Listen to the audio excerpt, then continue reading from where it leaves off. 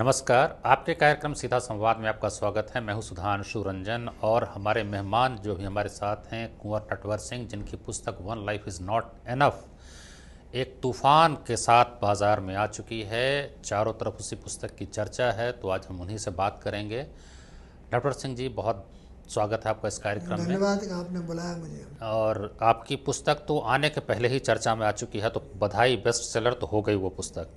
जो समाचार बना है, वैसे तो आपने बहुत लोगों के बारे में, बहुत विषयों के बारे में लिखा है जो मैंने पढ़ा इस पुस्तक में, लेकिन जो समाचार बनने का कारण है वो सोनिया गांधी से हम शुरू करें। और कांग्रेस की बड़ी तीखी प्रतिक्रिया भी आई है। आपने कई शब्द इस्तेमाल किए हैं सोनिया गांधी को, उस पर तो बाद में आएंगे। पहली बात ये कि यह त्याग नहीं था 2004 में जो उन्होंने छोड़ा। एक बात जो भाजपा का पक्ष शुरू से रहा कि राष्ट्रपति ने उनको शपथ दिलाने से मना किया था या उनकी टिप्पणी मांगी थी नागरिकता के आधार पे, एक भाजपा का वो पक्ष रहा है। आपने एक नया अध्याय उसमें जोड़ दिया कि राहुल के मना करने के कारण ऐसा हुआ। अभी भी क्या आप मानते हैं कि भाजपा को जो कहना था कि वो त्याग नहीं था, वो राष्ट्रपति की क्वेरी थी इस कारण से नहीं हुआ, और आप कह रहे हैं कि नहीं राहुल देखिए, मैंने तो ये किताब में ये नहीं लिखा है कि किस वजह से वो त्याग व्याग, मैंने कुछ जिक्र नहीं किया है। वो तो हाइपोथेटिकल बात है। ये असलियत है कि राहुल गांधी ने स्पष्ट शब्दों में कहा कि आप अगर प्रधानमंत्री बनी तो आपको गोली मार दी जाएगी, और मैं इनसे वाकिफ हूँ इस बात पर कि अगर ये बनती है तो 6 महीने के अंदर इनको गोली लगा दी जाती। आपको ऐसा लगता है? हाँ, ऐसा बिल्कुल, क्योंकि एक ग्रुप ऐसा है जिसने हत्या करी है राजीव की, इंदिरा जी की, और वो ग्रुप अभी भी है। तो अगर ये बच जाती तो इनको जान को बड़ा ख़तरा होता। और मैं जो राहुल ने किया बेटे के तौर पर काबिल तारीफ़ है। वो आपने लिखा भी है, फुल मार्क्स टू राहुल हाँ, गांधी। देखिए तो अच्छी बात तो है। उसने कहा भाई मैं आपका बेटा हूँ, मैं कैसे आपको कहूँ कि आप मंत्री बन जाइए जो कि मुझे मालूम है कि आपकी हत्या हो जाएगी। लेकिन अगर कोई गुट है, आप कहते हैं जो सक्रिय है, इंदिरा गांधी, राजीव गांधी की हत्या में हाथ था, तो फिर वो प्रधानमंत्री बनने का इंतजार क्यों करेगा? अगर उसको मारना है तो मार देगा फिर वो। नहीं, प्राइम मिनिस्टर बनने का तो तगड़े हैं। अगर राजीव गांधी प्राइम मिनिस्टर नहीं होते तो कोई नहीं करता, इंदिरा जी प्राइम मिनिस्टर नहीं होते तो कौन करता। नहीं, लेकिन जैसा आपने ही लिखा है कि उन्होंने सत्ता तो दे दी, कुर्सी तो दे दी, लेकिन रिमोट तो अपने हाथ में रखा, तो सरकार का संचालन तो वो कर ही रही थी, डोर सत्ता की उनके हाथ में थी। नहीं, देखिए ऐसा है ना कि मनमोहन सिंह को प्रधानमंत्री बनाया श्रीमती सोनिया गांधी ने। कारण ये था, एक तो बहुत ही सफल फाइनेंस मिनिस्टर रहे थे, दूसरे कंट्रोवर्शियल नहीं थे कि भाई अच्छे इंसान हैं, ईमानदार हैं, ये है वो है। कंट्रोवर्शियल, इनको चुन लिया गया। और UPA अच्छी चली। ये तो UP2 में जब ये मनमोहन सिंह जी ने ये अपने आप को मना लिया कि भाई ये जीत मेरी वजह से हुई है, और उसका काफ़ी जिक्र किया है संजय बारू की किताब में कि ये समझिए कि 2009 का चुनाव मैं जीता हूँ और कोई नहीं। तो ये तो मुगालता था इनको, इसलिए तो। हाँ, लेकिन जो आपने कहा कि मनमोहन सिंह निर्विवाद थे, ईमानदार थे, यही कारण था, ये सबसे बड़ा कारण ये था कि उनका कोई जनाधार नहीं था, कमज़ोर थे, इस कारण से बनाया गया? नहीं, ये नहीं। देखिए, सबको पता था कि राज्यसभा के मेंबर हैं और आज तक मेंबर हैं। ये पहले प्रधानमंत्री हैं जो लोकसभा में नहीं गए कभी। न्यूक्लियर डील की बहस हुई लोकसभा में तो ये वोट नहीं कर पाए जो कमाते हैं। तो पहले प्रधानमंत्री हैं कि जो राज्यसभा में रहे, और लाल बहादुर जी राज्यसभा में थे, इस्तीफा दिया, लोकसभा में आ गए सबके सब। नहीं, वो तो खैर परंपरा रही ही है। इंदिरा गांधी ने भी मना कर दिया था राज्यसभा में आने से। वो तो एक हमारी परंपरा रही कि सामान्य तौर पे प्रधानमंत्री, पहली बार हुआ कि 1996 में जो है देवेगौड़ा आए राज्यसभा में जब प्रधानमंत्री बने, तो वो तो एक अलग मुद्दा है। लेकिन वह बात जो आपने कही है कि सत्ता का सूत्र जो है वो सोनिया गांधी का, वो आपने नई बात नहीं कही है। ये बातें तो लोगों को पता थी, संजय बारू की पुस्तक में भी आई। इसमें नई बात क्या हुई? क्योंकि फाइल जाती थी पुलक चटर्जी के माध्यम से, ये सारी बातें पहले भी आ चुकी हैं। आपका नया खुलासा क्या है इसमें? देखिए, एक तो जो आज मैंने सुना मनमोहन सिंह ने कहा है कि ये गलत है कि फाइल, उन्होंने कहा कि फाइलें नहीं जाती थी। हाँ, तो वो क्या कहते कि जाती है, मतलब वो गलत बोल रहे हैं। और क्या। तो पुलक चैटर्जी जाते थे वहाँ, सोनिया गांधी का खाना खाने जाते थे, कुछ तो लेके जाते थे। मैं नहीं कहा था कि रोज़ ले जाते थे, बट वो जाते तो थे। तो ये तो सीधा सीधा जो है सो जो शपथ ली जाती है गोपनीयता की, उसका उल्लंघन है। अगर प्रधानमंत्री शपथ लेते हैं और मंत्री शपथ लेते हैं और फिर अपनी फाइल उनके यहाँ, आपने खुद लिखा है कि मैं विदेश मंत्रालय में था, वहाँ एक जासूस बैठा हुआ था, आपसे जो सवाल किया गया सोनिया गांधी के घर पर, आप उससे हैरान हो गए कि आखिर ये सारी सूचना पहुँच कैसे रही है। तो ये तो आपने नहीं कहा, लेकिन कोई मंत्री है या प्रधानमंत्री की जानकारी में फाइलें जा रही हैं, तो ये तो गोपनीयता का उल्लंघन है, ये शपथ का उल्लंघन है। देखिए, ऐसा है कि सोनिया गांधी कांग्रेस की अध्यक्ष ही नहीं, यूपीए की चेयरमैन थी और कैबिनेट रैंक उनके पास थी। वो रैंक होना अलग बात है, लेकिन वो सरकार का हिस्सा नहीं थी। हाँ, नहीं, ऐसा नहीं था। और इसीलिए जो जब बारू ने कहा तो मनमोहन सिंह ने कुछ कह नहीं पाया उसके बारे में, मेरे लिए सिर्फ कहा। नहीं, अगर आप कहते हैं कि नहीं, ये जो था, ये रवैया गलत था, इसमें कोई दो राय नहीं है। जब मुझसे उन्होंने पूछा कि आप इसमें शामिल हो रहे हैं न्यूक्लियर उसमें डिफेंस डीलों में, तो मैंने कहा आपको कैसे पता, कि फाइल तो मेरे पास है, और क्या मेरे दस्तखत हैं उस फाइल में। मैंने कहा कि तो आपने प्रणब मुखर्जी से आपने बात की, मैंने की है, क्योंकि डिफेंस का मामला है, वो फाइल उनको भेज रहा हूँ। उसके बाद कोई जिक्र नहीं किया उन्होंने। लेकिन उस समय आपको पता चल गया कि इनके पास जो है वो नहीं, मैंने उनसे ये कहा कि देखिए, ये आप जो कह रही हैं ये मेरे ईमान पर चोट है, ये मुझे मंजूर नहीं है। मंत्री पद मुझे पता नहीं, मैं आपको अभी ले लीजिए इस्तीफ़ा, मगर ये मंजूर नहीं है कि आप मेरे ऑनर और चरित्र, आपकी ईमानदारी पे बिल्कुल सवाल ही पता नहीं होता। जो कांग्रेस कह रही है कि एक आपने विश्वासघात किया, व्यक्तिगत बातचीत को आपने मसालेदार तरीके से पेश करके जो है सो बाजार में अपनी पुस्तक आपने जो है पेश की है, प्रस्तुत की है। कुछ बातें विश्वास के तहत की जाती हैं, जैसे आप कह रहे हैं कि राहुल गांधी ने ऐसा कहा कि आप प्रधानमंत्री मत बनिए, तो निश्चित रूप से आप बहुत करीब थे, तभी आपको ये बात पता चली। जब आप इतने करीब थे तो उस विश्वास का, भरोसे का सम्मान करते हुए इसका खुलासा आपको नहीं करना चाहिए था। अरे तो सोनिया गांधी ने क्या किया, मैंने तो शुरुआत नहीं की, इतना आदमी इंतज़ार नहीं किया कि मैं मॉस्को से वापस आऊँ। उसके पहले बयान दे दिया कि साहब Congress is clean, Natwar Singh look out for himself, तो उनकी बगैर इजाज़त का दिया हुआ था। ये बात आपने, नहीं, मैं गया, फिर मैं आया, मुझे उम्मीद थी मुझे बुलाएंगी।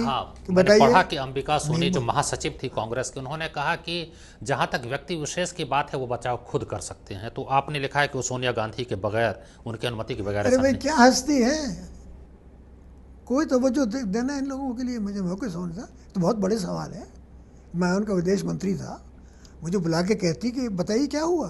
तो वही मैं जानना चाहता, जब इतने अच्छे संबंध थे तो अचानक क्यों ये तो खटास क्यों आ गई? नहीं, पहले उनसे लोगों ने कह दिया कि साहब आप इतने, नटवर सिंह जी आपके इतने नज़दीक हैं कि वो कहेंगे आपने पैसा लिया, और पाठक साहब ने कह दिया कि मैंने पैसा लिया ही नहीं इंक्वायरी कमेटी के अंदर। लेकिन कोई व्यक्ति करीब है तो भरोसा भी तो करना होता है ना, करना चाहिए। तो करना चाहिए। आप इतने करीब हैं, बल्कि आपने लिखा भी है कि नरसिम्हा राव तक ने आपसे कहा था कि सोनिया की मैं हर बात मानता हूँ, I can take on Sonia Gandhi, लेकिन मैं ऐसा नहीं करूँगा। आपने कहा म्यूजिक क्यों कह रहे हैं, तो तुम बहुत करीब हो, मैं इसलिए कह रहा हूँ, आप उनको जाके बताइए। ये सब भी आपने जिक्र किया है। तो इतना मतलब लगता है कि आपका बहुत व्यक्तिगत आत्मीय संबंध था, उसके बाद किसी का भरोसा अचानक सिर्फ इस कारण टूट जाए कि मेरे ऊपर आरोप लग जाएंगे। तो यही तो मुझे आज आउटरेज्ड, मुझे इतना धक्का लगा कि भाई ये क्या है, इतना इत्मीनान नहीं है। कहीं कहते कि नहीं नटवर सिंह कभी नहीं करेंगे, मैं उनसे मिल रही हूँ, उन्होंने ये कहा है, और जो मैंने खुद कहा कराई है इंक्वायरी इसकी, और इंक्वायरी कराई तो कुछ नहीं निकला उसके अंदर। मगर ये जो हुआ उसके बाद तो मुझे तो इतना बुरा लगा कि क्या है, ये इतने बड़े लीडर हैं, हम इनके परिवार के साथ इतने नज़दीक रहे हैं, इतना भी नहीं भरोसा किया हम पे, वापस तो आ जाए हिंदुस्तान से, मैं बात तो कर लूँ। और फिर उससे शुरू हो गया, पीछे लग गए मेरे, enforcement direct, income tax, media ने क्या कसर नहीं छोड़ी, कांग्रेस पार्टी ने नहीं छोड़ी, गवर्नमेंट ने क्या नहीं छोड़ी। मैं कमज़ोर आदमी होता तो ख़त्म हो जाता वैसे ही, पर मैंने तो कह दिया भाई मेरे नसों मेरे परखों का खून है, हम तो मुगलों से लड़े, अंग्रेज़ों से लड़े, और अब आपसे लड़ रहे हैं। अगर आप ये उम्मीद करते हैं कि मैं जाके मैं कहूँगा कि साहब मुझे माफ़ कर दिए, सवाल ही पैदा नहीं होगा। मीडिया की जो बात आप रहे हैं, तो मीडिया में आपने ही लिखा है कि सारी खबरें तो आपके कैबिनेट मंत्री दिया करते थे आपके खिलाफ। हाँ, और क्या। अरे भाई आप जरा देखिए, मीडिया ने क्या नहीं कहा। इंडिया टुडे के इश्यू में नटवर सिंह एक फ्रंट पेज, एक ऑयल बैरल में से निकल रहे हैं, नटवर सिंह कर रहे हैं, और ये कहा कि साहब तो चोर हैं, बड़े पैसे कमा रहे हैं, और इन्हें ये किया है, झूठ बोल रहे हैं 7-8 साल तक। और ये इंक्वायरी हो रही है कि नटवर सिंह का एक घर है जयपुर के अंदर, वो घर नहीं निकला, बाहर भेजे, कोई जनीवा भेजा, अकाउंट है कि नहीं, लंदन भेजा, मकान है कि नहीं, ये हो रहा प्रोसिक्यूशन। और रोज़ाना हम पे गालियाँ पड़ रही हैं।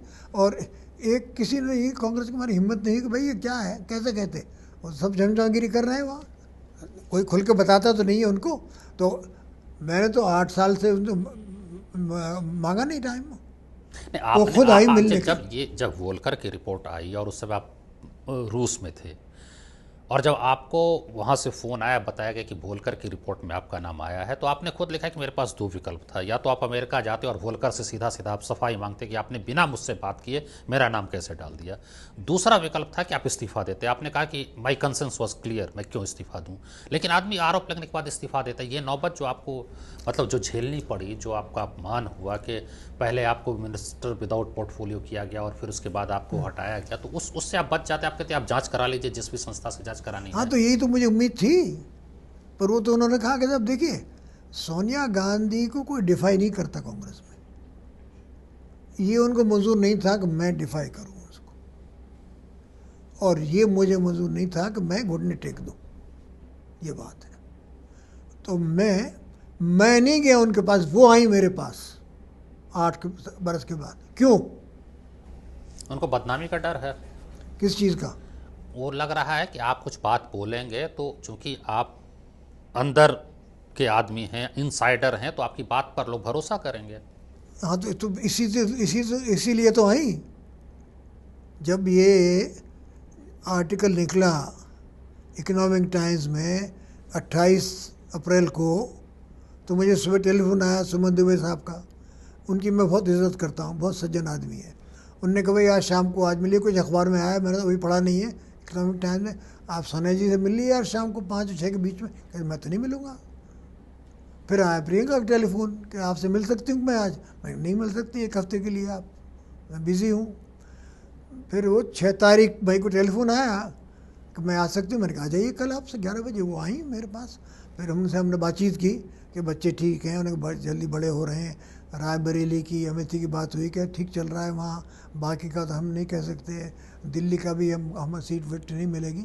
फिर उन्होंने कहा कि मुझे मेरी मदन ने आपके पास भेजा है किताब के बारे में। तो मैंने देखी, मैं ओछी बातें लिखूँगा नहीं, ना मैं I will hit below the belt, क्योंकि मेरा स्वभाव ही नहीं है, और ना मुझ में ये बिटरनेस वगैरह है। ज़िंदगी बहुत थोड़ी है। जो लोग मुझे जानते हैं 50, 60, 70, वो जानते हैं कि मैं घटिया काम नहीं करता हूँ और कोई ज़रूरत भी नहीं है। मगर जहाँ मेरे ऑनर और इंटी के सवाल है वहाँ तो कंप्रोमाइज़ होगा नहीं। तो मैं मेरी किताब को कोई एडिट नहीं कर सकता, सवाल पैदा नहीं हो, और ना मैं कुछ उसमें बदलूँगा। मगर जो असलियत है उसको तो मैं लिखूँगा, सच्चाई सामने आनी चाहिए। इतने में सोनिया गांधी जी आ गई। तो मैंने कहा देखिए बड़ी खुशी है, ग्रेट सरप्राइज़। बैठी तो मैंने कहा प्रियंका को मैंने बता दिया है क्या क्या हुआ है पिछले 8 साल में, जो हम पर जो बीती है, क्योंकि हम ज़रा हिम्मत वाले लोग हैं। तो सवाल पैदा नहीं होता कि हम कोई घुटने टेक दें किसी के लिए।